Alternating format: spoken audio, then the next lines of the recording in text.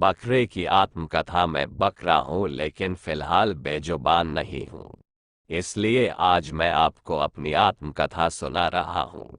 मैं कहाँ पैदा हुआ मुझे ठीक ठीक याद नहीं, हाँ इतना जरूर याद है कि हम 5-6 भाई बहन थे। भूरे रंगों वाली मेरी माँ के सभी बच्चे भूरे नहीं थे। दो को छोड़कर बाकी बच्चे कुछ ब्लैक कुछ वाइट रंगों में भूरे रंग को समेटे हुए थे। माँ के साथ बिताए वो पल ज्यादा दिनों तक के लिए नहीं थे। कुछ ही दिनों में माँ के बच्चे बिकने शुरू हुए और आखिर में अपनी माँ के साथ मैं ही अकेला बचा, जिसे मैं अपनी खुशकिस्मती समझ बैठा था। लेकिन जल्द ही मेरा ये भ्रम टूटा और एक दिन फिर से कुछ प्राणी आए। मुझे और मेरी माँ के कानों को ऐठा, दांतों को गिना और हमारे खुरों की जांच की।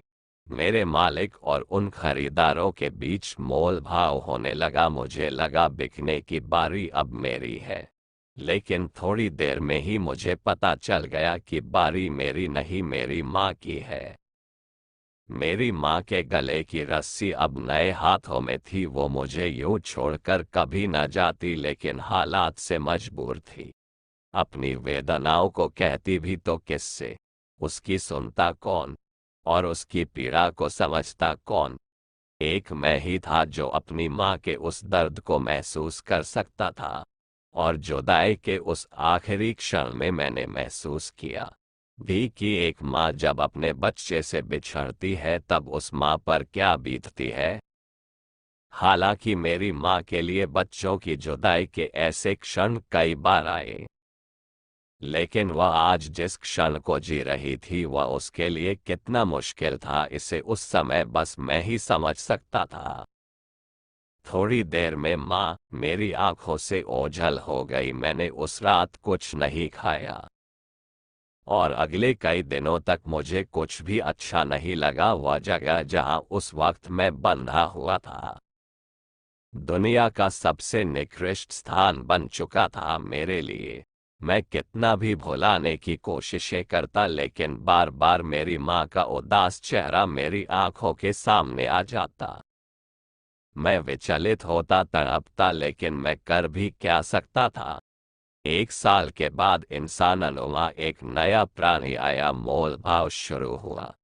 मेरे कान ऐंठे गए, मेरे खुरों दांतों को चेक किया गया और फिर मेरे गले की रस्सी एक नए हाथों में थमा दी गई। मैं बहुत खुश था कि कम से कम इस नरक से आज़ादी तो मिली। नए मालिक को मन ही मन धन्यवाद करते हुए मैं उसके साथ अनजाने स्थान की ओर निकल पड़ा। नई जगह पर मैंने देखा कि मेरी तरह कई और बकरे भी गले में रंग बिरंगी रस्सियों के साथ वहां मौजूद हैं, और मेरे जैसे ये तमाम बकरे भी मेरी ही तरह अलग अलग जगहों से लाकर यहाँ इकट्ठे किए गए हैं।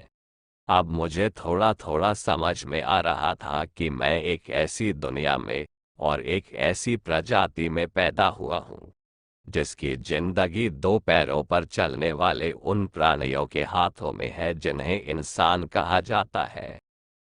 कुछ ही दिनों में मैं यहाँ से भी बेचा गया, फिर से नई जगह, नए लोग।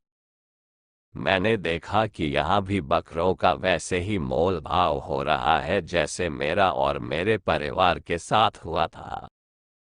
लेकिन शायद तब मैंने ध्यान नहीं दिया था कि इस पूरे हस्तांतरण के खेल में कागज के कुछ पत्ते इस्तेमाल होते हैं जिन्हें ये लोग नोट कहते हैं, और मैंने ये भी देखा कि ये कागज के नोटों का वजन बढ़ाने के लिए इंसानों की यह प्रजाति किसी भी हद तक जा सकती है।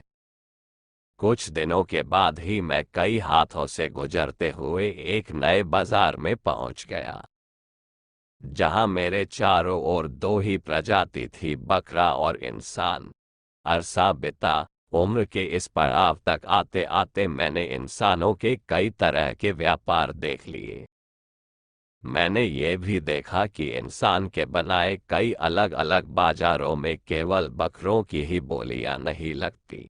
कागज के कुछ टुकड़ों के बदले इंसान भी बेचे और खरीदे जाते हैं। इंसानी बच्चों को भी ठीक वैसे ही बेचा जाता है जैसे बकरी के बच्चों को। इंसानी बाजार में सब कुछ बिकाऊ है सिवा उस दर्द के जिसे मैंने अपनी माँ की आंखों में महसूस किया था।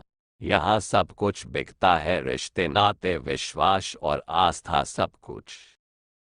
मैं इस इंसानी दर्शन की गहराई को समझना चाहता था कि आखिर ये लोग किस मिट्टी के बने हैं। आखिर इन्हें कागज की उस रद्दी से इतना मोह क्यों है जिससे एक बकरी का पेट भी न भरे। साथ ही मैं ये भी समझना चाहता था कि ये लोग हमारी इतनी फिक्र क्यों करते हैं, अपने मेहनत की कमाई हम पर क्यों खर्च करते हैं, हमें पालते हैं, पोसते हैं, हमारा ख्याल रखते हैं, फिर हमें बेच देते हैं। जो अगला इंसान हमें खरीदता है वह भी हमें पालता है, पोसता है, फिर आगे बेच देता है, क्यों? मैंने पाया कि दुनिया के सभी प्राणियों में इंसान नामक ये प्रजाति ही सबसे मक्कार है, जो अपने स्वार्थों की खातिर किसी भी हद तक जा सकता है। ऐसी जद्दोजहद में मैं पहुंच गया एक नए घर की दहलीज तक जहां बहुत से लोग पहले से मेरा इंतजार कर रहे थे।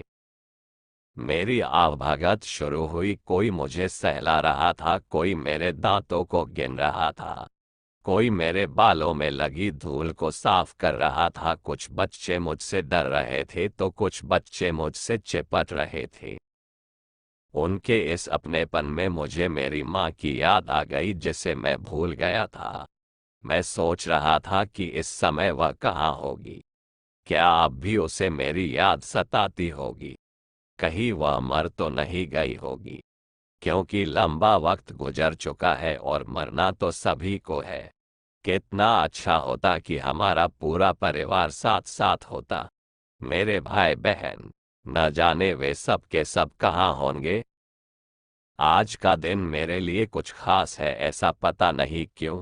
सुबह से मुझे एहसास हो रहा है कि आज कुछ बड़ा होने वाला है। पिछले 2 दिनों से मुझे स्वादिष्ट पत्ते खिलाए जा रहे हैं, मेरे रहने की जगह को बार बार साफ सुथरा किया जाता रहा। कई अनजाने लोग मुझे देखने पहुंचे, सब न जाने क्यों मुझसे इतना अपनापन जता रहे हैं कि मैं हैरान हूं। आज मुझे सुबह सुबह उठाकर नहला दिया गया है, घर की औरतें मेरे जिस्म को साफ कर चुकी हैं। अब मैं देख रहा हूं मेरे चारों लोगों की भीड़ बढ़ती जा रही है, मेरे आसपास बर्तन रखे गए हैं और साथ में कुछ हथियार भी। अब मैं इस पूरे इंसानी दर्शन को समझ चुका हूं, मैं समझ चुका हूं कि माजरा क्या है। अब मैं ये भी जान चुका हूं कि मेरी माँ कहाँ गई।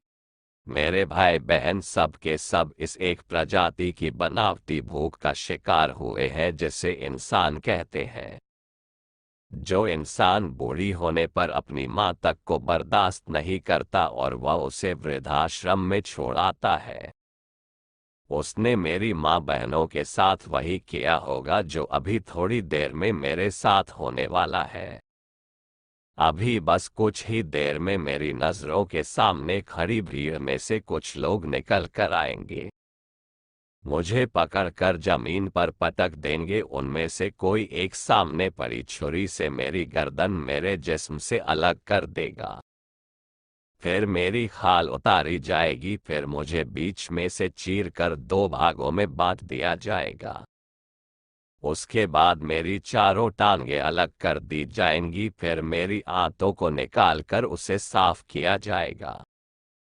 उसके बाद मेरे छोटे छोटे टुकड़े किए जाएंगे और फिर मेरे वजूद को यह इंसानी जमात बांट लेगा आपस में, और अगले कुछ दिनों तक प्रतिदिन मेरे जिस्म के टुकड़ों पर बकरीद मनाई जाएगी। ये पूरा खेल तब से चल रहा है जब इंसानों के किसी परदादा ने किसी के बहकावे में आकर अपने बेटे की गर्दन पर छुरी रखी थी। लेकिन उस बालक का सौभाग्य मेरी कौम का दुर्भाग्य कैसे बन गया पता नहीं। 3 दिनों के इस इंसानी आयोजन में मेरी प्रजाति के करोड़ों बकरे कुर्बान कर दिए जाएंगे। कई मंदिरों की दहलीजों पर भी मेरी कौम के कई सदस्य प्रतिवर्ष कुर्बान किए जाएंगे। वहां भी वही सब दोहराया जाएगा जो यहाँ अभी मेरे साथ होने वाला है। फर्क बस इतना है कि दोनों जगह के इंसानों के लिए बकरों की शहादत की वजहें अलग अलग हैं, और उन शहादतों से खुश होने वाला उनका परमात्मा भी अलग अलग है। दोनों तरह के इंसानी गिरोहों द्वारा अंजाम दिए जाने वाले इस धार्मिक बकरा संहार के अलावा भी पूरे साल मेरी कौम के सदस्यों की खरीद फरोख्त होती रहेगी। कागज के बदले कोई हमें खरीदेगा, कोई बेचेगा, कोई कटेगा, कोई हमारे जिस्म के टुकड़ों को आग में भून कर खाएगा। अनेकों डिशें हमारी लाशों से तैयार होंगी।